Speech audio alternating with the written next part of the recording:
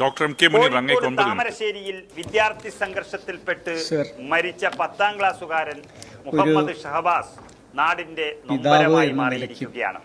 നിയമസഭയിൽ മുഹമ്മദ് ഷഹബാസിന്റെ വേദന ഇതാദ്യമായി മുഴങ്ങി ഷഹബാസിന് വേണ്ടി സഭയിൽ ശബ്ദമുയർത്തിയത് മുസ്ലിം ലീഗ് നേതാവും എംഎൽഎയുമായ എം കെ മുനീറാണ്. സഭയെ ഒരു നിമിഷം നിശബ്ദമാക്കി. പിന്നീട് ഇരുത്തി ചിന്തിപ്പിച്ച മുനീറിന്റെ ആ പ്രസംഗത്തിന്റെ വീഡിയോ കാണാം. ഷഹബാസിന്റെ ഡോക്ടർ എം കെ മുനീർ അങ്ങേക്ക് 9 മിനിറ്റ്. വീട്ടിൽ ചെന്ന് പിതാവിന് സർ ഒരു പിതാവ് എന്ന നിലയ്ക്കും താമരശ്ശേരി ഉൾക്കൊള്ളുന്ന മണ്ഡലത്തിൻ്റെ ജനപ്രതിനിധി എന്നുള്ള നിലയ്ക്കും കേരളത്തിലെ ഒരു പൗരൻ എന്നുള്ള നിലയ്ക്കും അങ്ങേയറ്റത്തെ വേദനയോടുകൂടിയാണ് സർ ഞാൻ ഇന്നിവിടെ നിൽക്കുന്നത്. സർ, ഞാൻ ഷഹബാസിൻ്റെ വീട്ടിൽ ചെന്ന് പിതാവിനെ കണ്ടിരുന്നു. പിതാവിൻ്റെ പേര് ഇക്ബാൽ എന്നാണ്. അദ്ദേഹം ഒരു പെയിൻറ് ജോലിക്കാരനാണ്. വാടക വീട്ടിലാണ് താമസിക്കുന്നത്. സ്വന്തം ഒരു വീട് ഉണ്ടാക്കാൻ തുടങ്ങിയിട്ടുണ്ട്. പക്ഷെ മകൻ പറഞ്ഞു, ഷഹബാസ് പറഞ്ഞു, എനിക്ക് തുടർന്ന് പഠിക്കാൻ ആഗ്രഹമുണ്ട്. അപ്പം ആ ബാപ്പ പറഞ്ഞത്, ആ വീടിൻ്റെ പണി തീർന്നിട്ടില്ലെങ്കിലും ഇനിയുള്ള പണം നിനക്ക് പഠിക്കാൻ വേണ്ടി ഞാൻ മാറ്റിവെക്കും. ആ വീട്ടിലേക്ക് ഒരു സ്കൂട്ടറിൽ ആരോ ആ മകനെ അവിടെ കൊണ്ട് ഇറക്കുകയാണ്. അവൻ്റെ ഒരു കണ്ണ് പോയിട്ടുണ്ടായിരുന്നു. അവന് ഉമ്മയുടെ അടുത്ത് വന്നിട്ട് പറഞ്ഞത്, എൻ്റെ തല വലുതാകുന്നത് പോലെ തോന്നുന്നു എന്ന്. അത് കഴിഞ്ഞ് അവൻ കുറേ ഛർദ്ദിച്ചു. അവൻ ആശുപത്രി കൊണ്ടുപോയി, ICUയിലേക്ക് പോയി. പിന്നെ നിശ്ചലമായ ഷഹബാസാണ് വീട്ടിലേക്ക് വരുന്നത്. സർ, ഇതെന്താണ് സംഭവിക്കുന്നത്? സ്വന്തം സഹപാഠികളാണ് അവൻ്റെ മുഖത്ത് നെഞ്ചക്ക് എന്ന് പറയുന്ന ആയുധം ഉപയോഗിച്ചുകൊണ്ട് അടിക്കുകയും അവൻ്റെ ഈ തലയോട്ടി പൊട്ടിപ്പോവുകയും ചെയ്തു. ഇങ്ങനെയൊക്കെ വൈരാഗ്യം വരാനുണ്ടാകുന്ന കാരണം എന്താണ് സർ?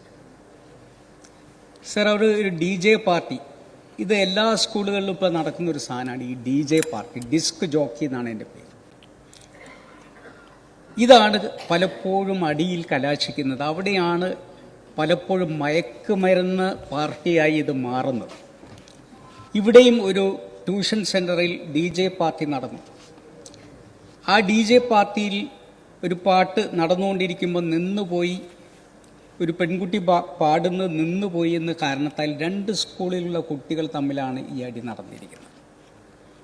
രണ്ടും എൻ്റെ മണ്ഡലത്തിലാണ്. ഒന്ന് MJ സ്കൂൾ, ഒന്ന് താമരശ്ശേരി സ്കൂൾ.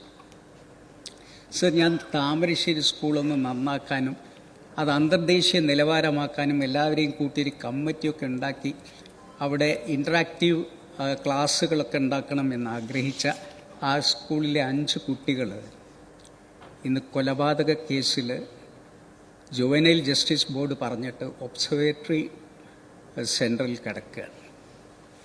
സോ, എങ്ങനെയാണ് അവിടെ മറ്റുള്ള കുട്ടികളെ ഇനി നമ്മൾ അവരുടെ രക്ഷിതാക്കളുടെ മുന്നിൽ എന്താണ് പറയുക സർ? സർ, ഇതിൻ്റെ പിന്നിൽ ആരാണ് എന്ന് നമ്മൾ പരിശോധിക്കേണ്ടത് സർ. സർ, ഈ കുട്ടികൾ പറഞ്ഞതെന്താണ്? ഞങ്ങൾ ഈ കേസിൽ നിന്ന് രക്ഷപ്പെടും, കാരണം ഇത് അവൻ്റെ കണ്ണൊന്ന് പോയി നോക്ക്, ഞാൻ വിചാരിച്ചു കഴിഞ്ഞാൽ അവൻ ഇല്ലാതെയാക്കും എന്നൊക്കെ ഇവർ സന്ദേശം അയക്കുകയാണ് ഇൻസ്റ്റാഗ്രാമിൽ. ആ ഇൻസ്റ്റാഗ്രാമിൻ്റെ പിക്ചർ എന്താണെന്നറിയോ? വാൾ പിക്ചർ നെറ്റ്ഫ്ലിക്സിലെ ദക്ഷിണ കൊറിയൻ സീരീസിൽ വരുന്ന ഒരു കടുത്ത വയലൻസിൻ്റെ ചിത്രമുണ്ട്, സീരീസുണ്ട്. അതിൻ്റെ പേര് സ്ക്വിഡ് ഗെയിം എന്നാണ്. അതിലെ യോങ്ഹി എന്ന് പറയുന്ന ഒരു പാവക്കുട്ടിയുടെ ചിത്രമാണ് അവർ അതിൻ്റെ വാൾപേപ്പറാക്കി വെച്ചിരിക്കുന്നത്. അപ്പോൾ എത്രമാത്രം ഈ വയലൻസ്, ഇപ്പോൾ ഒരു സിനിമയുടെ പരസ്യം വന്നിരിക്കുന്നത് വയലൻസിൻ്റെ നരകത്തിലേക്ക് സ്വാഗതം എന്നാണ് ഒരു സിനിമയുടെ പരസ്യം. ഇന്ത്യയിലെ ഏറ്റവും വലിയ വയലൻസ് കാണണമെങ്കിൽ വരൂ എന്ന് പറഞ്ഞുകൊണ്ട് മറ്റൊരു ചിത്രം. സർ, ഈ ചലച്ചിത്രങ്ങളൊക്കെ എങ്ങോട്ടാണ് നമ്മൾ കൊണ്ടുപോകുന്നത്? മരണ ഗെയിംസ് എത്ര ആളുകളെ കൊന്നിട്ടുണ്ട് സർ?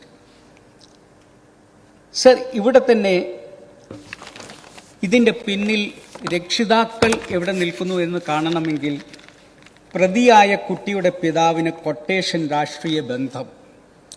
സർ, TP വധക്കേസുമായി ബന്ധപ്പെട്ടിട്ടുള്ള ഈ രജീഷ് എന്ന് പറയുന്ന ആളുടെ കൂടെ നിൽക്കുന്ന ഇതിലെ പ്രതിയായ കുട്ടിയുടെ പിതാവിൻ്റെ ചിത്രം പുറത്തു വന്നിരിക്കുകയാണ്.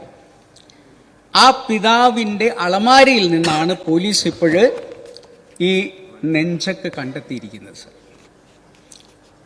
ആ അടി നടക്കുമ്പോൾ ആ പിതാവ് ആ ഭാഗത്തുണ്ടായിരുന്നു എന്ന് എല്ലാവരും സാക്ഷി പറയുന്നു. സർ, ആ പിതാവിൻ്റെ പേരിൽ പോലീസ് എന്തുകൊണ്ട് നടപടിയെടുക്കുന്നില്ല? കുട്ടികളെ ഇത്തരത്തിലുള്ള അക്രമത്തിലേക്ക് തിരിച്ചുവിടുന്നതിന് വേണ്ടി പിതാക്കന്മാരും നിൽക്കുന്നു എന്ന് പറയുമ്പോൾ എവിടെ എത്തി നിൽക്കുന്നു കേരളം? സർ, അതുകൊണ്ടാണ് പ്രിയപ്പെട്ട രമേശ് ചെന്നിത്തല പ്രിയപ്പെട്ട മുഖ്യമന്ത്രിയോട് പറഞ്ഞത്, അങ്ങ് വിചാരിച്ചാൽ ഒറ്റ ദിവസം കൊണ്ട് അവസാനിപ്പിക്കാൻ സാധിക്കുന്നതാണ് ഇത് എന്ന് ഞങ്ങൾ വിശ്വസിക്കുന്നു. കാരണം അങ്ങയുടെ കീഴിലുള്ള പോലീസ്, സർ, അവിടെ ഈ പറഞ്ഞ മാതിരി MDMA രണ്ട് പുതിയ പേരെന്താണെന്നറിയോ? അല്ലെ, രണ്ട് വേറെ പേരുണ്ട്. അതിൻ്റെ മോളിൽ നിന്നും പേരുണ്ട്, എക്സ്റ്റസി എന്നും പേരുണ്ട്. എക്സ്റ്റസി എന്ന് പറഞ്ഞു കഴിഞ്ഞാൽ ഹർഷോന്മാദം എന്നാണ്. സർ, അവിടെ പോലീസുകാരൻ ഈ MDA സൂക്ഷിക്കുന്ന ആളുടെ വീട്ടിൽ ചെന്നിട്ട് പോലീസിനെ അടിച്ചിരിക്കുന്നു. പിറ്റേ ദിവസം വേറൊരു പോലീസ് അയാളുടെ തോളിൽ കൈയിട്ട് നിൽക്കുന്ന ചിത്രം പുറത്തു വരികയാണ്. സർ, ഇത് കാരണം ഞാൻ DGPയെ വിളിച്ചു. അപ്പോൾ DGP പറഞ്ഞു, നിങ്ങളൊരു യോഗം കൂടും, ഈ മദ്യത്തിനും മയക്കുമരുന്നിനെതിരെ നിങ്ങൾ യോഗം കൂടും. ഞങ്ങൾ യോഗം കൂടി. ആ യോഗം കൂടി ഞങ്ങൾ ഭയങ്കര തീരുമാനമൊക്കെ എടുത്തു. പോലീസ് നമ്മളെ കൂടെ നിൽക്കുമെന്ന് പറഞ്ഞു. പിറ്റേ ദിവസം നോക്കുമ്പോൾ നരിക്കുനിയിൽ പുതിയൊരു ബീവറേജ് തുറക്കുകയാണ്. അപ്പം ഞാൻ പറഞ്ഞു, ഇതെന്താണ് ഇവിടെ നമ്മൾ മദ്യം നിർത്താൻ വേണ്ടി യോഗം കൂടിയിരിക്കുന്നു, അവിടെ മദ്യം തുടങ്ങുകയാണോ? ആ ബീവറേജ് തുടങ്ങിയെന്ന് മാത്രമല്ല, എൻ്റെ കൂടെ ഇതിന് നിന്ന പോലീസ് മുഴുവൻ ബീവറേജ് ആരെങ്കിലും പൂട്ടാൻ വരുന്നോ എന്നുള്ളതിന് കാവൽ നിൽക്കാൻ അങ്ങോട്ട് പോയിരിക്കുക. ഇത് രണ്ടും ഒരേ DGPയുടെ വായിൽ നിന്ന് വരുന്ന നിർദ്ദേശമാണ്. സർ, സർ, എങ്ങനെയാണ് നമ്മൾ നന്നാവുക? സർ, ഇവിടെ ശുചിത്വ മുറിയിൽ നിന്നും അവിടുത്തെ മാലിന്യ വെള്ളം കുടിപ്പിച്ച് മെഹർ ആത്മഹത്യ ചെയ്തു. വിതുരയിൽ +1ഉം +2ഉം തമ്മിലടി. കോട്ടയത്ത് അവിടുത്തെ നഴ്സിംഗ് കോളേജിൽ നടന്നിട്ടുള്ള റാഗിങ്. അങ്ങനെ ഓരോ സ്ഥലത്തും സർ ഇവിടെ ഒരു പ്രശ്നം വെഞ്ഞാറമൂടുണ്ടായി. സർ, വെഞ്ഞാറമൂടിൽ എന്ത് ആക്രമണമാണ് അവിടെ നടന്നിരിക്കുന്നത്? അഫാൻ ചെയ്തിരിക്കുന്ന ആ പ്രശ്നത്തിൽ നമ്മൾ വളരെ ഗൗരവമായി കാണേണ്ട ചില കാര്യങ്ങളില്ലേ? സ്വന്തം അനിയനെ ചുറ്റികൊണ്ട് അടിക്കുക മാത്രമല്ല, മുഖം വികൃതമാക്കാനുള്ള മനസ്സെങ്ങനെ വരുന്നു? അവനും ഇവിടെ നിന്ന് മദ്യം കഴിച്ചിട്ടാണ് പോയിട്ടുള്ളത്. മദ്യം കഴിച്ചിട്ടാണ് പ്രിയതമയെ കൊല്ലുന്നത്. സർ, ഇനിയും നമ്മൾ മദ്യഷാപ്പുകൾ തുടങ്ങുകയും ബ്രൂവറി തുടങ്ങുകയും ചെയ്തുകൊണ്ട് അങ്ങ് ദയവ് ചെയ്ത് KPSC ലളിതയോടും ഇന്നസെന്റിന്റെയും ആത്മാവിനോട് നീതി പുലർത്തണമെന്നാണ് ഞങ്ങൾക്ക് പറയാനുള്ളത്. അവരെ കൊണ്ട് ഞങ്ങൾ ഘട്ടം ഘട്ടമായി ഈ ഗവൺമെന്റ് മദ്യം ഇല്ലാതാക്കുമെന്ന് പറയുകയും അവർ മരിച്ച ശേഷം ഘട്ടഘട്ടമായി ഓരോ മദ്യഷാപ്പുകൾ തുടങ്ങുകയും ചെയ്യുന്നത് എത്രമാത്രം അവരോട് നീതി പുലർത്തുന്നു എന്ന് നമ്മൾ പരിശോധിക്കണം. സർ, അതുകൊണ്ട് ദയവ് ചെയ്ത് ഈ മദ്യത്തിൽ നിന്നും ഈ മയക്കുമരുന്നിൽ നിന്നും സമൂഹത്തെ രക്ഷപ്പെടുത്താനുള്ള മാർഗങ്ങളെക്കുറിച്ച് മുഖ്യമന്ത്രി മുൻകൈയെടുത്ത് പ്രവർത്തിക്കുകയാണെങ്കിൽ ഞങ്ങളുടെ പൂർണ്ണ പിന്തുണ അതിനുണ്ടാകും. കാരണം ഒരു രക്ഷിതാവ് എന്നുള്ള നിലയ്ക്ക് ഞങ്ങളുടെ കാലത്തൊക്കെ ഞങ്ങളുടെ ക്ലാസ്മേറ്റിനെ അടിക്കുമ്പോൾ ഞങ്ങളുടെ നെഞ്ചു പിടയുമായിരുന്നു. സഹപാഠി എന്ന് ഞങ്ങൾക്ക് അറിയില്ലായിരുന്നു ആ വാക്ക്. കാരണം അവർ സഹപാഠി ആയിരുന്നില്ല, കൂടപ്പിറപ്പായിരുന്നു. അങ്ങനെ കൂടപ്പിറപ്പായി കണ്ടിരുന്ന ഒരു കാലത്ത് നിന്നും സ്വന്തം സഹപാഠികൾ നെഞ്ചക്ക് കൊണ്ട് മറ്റുള്ളവനെ കൊന്നിട്ട് അതിൽ ആത്മരോധനം കൊള്ളുന്ന, സന്തോഷം കൊള്ളുന്ന, ആത്മഹർഷം കൊള്ളുന്ന ഒരു തലമുറയെ ഇനിയെങ്കിലും നമുക്ക് തിരിച്ചു പിടിക്കണം.